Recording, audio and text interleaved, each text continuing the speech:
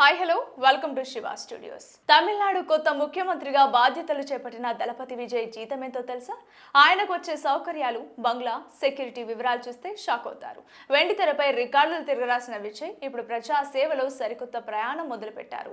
మరి తమిళనాడు సీఎంకి ఇచ్చే జీతం ఎంతంటే నెలకు 2,05,000 రూపాయలు. ఇతర రాష్ట్రాలతో పోలిస్తే ఇది తక్కువే అయినప్పటికీ వివిధ రకాల అలవెన్స్లన్నీ కలుపుకుంటే విజయ్ చేతికి వచ్చే మొత్తం వేతనం దాదాపు 2,85,000 రూపాయలు. అంటే ఒక స్టార్ హీరోగా ఆయన ఒక్క రోజులో సంపాదించే దానికంటే ఇది చాలా తక్కువ.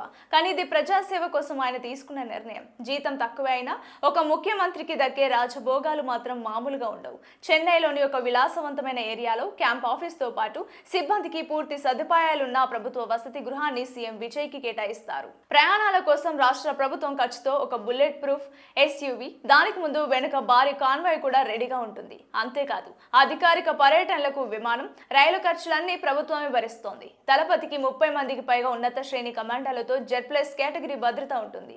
ఇక పదవీ కాలం ముగిసాక కూడా మాజీ ముఖ్యమంత్రి హోదాలో పెన్షన్, ఫ్రీ మెడికల్ ఫెసిలిటీస్, ఉచిత రైలు ప్రయాణం లాంటి ఎన్నో ప్రయోజనాలు లభిస్తాయి. 100 కోట్ల సంపాదనను పక్కన పెట్టి ప్రజాసేవ కోసం వచ్చిన మన దళపతి విజయ్ డెడికేషన్ పై మీ అభిప్రాయం ఏంటో కామెంట్ చేయండి.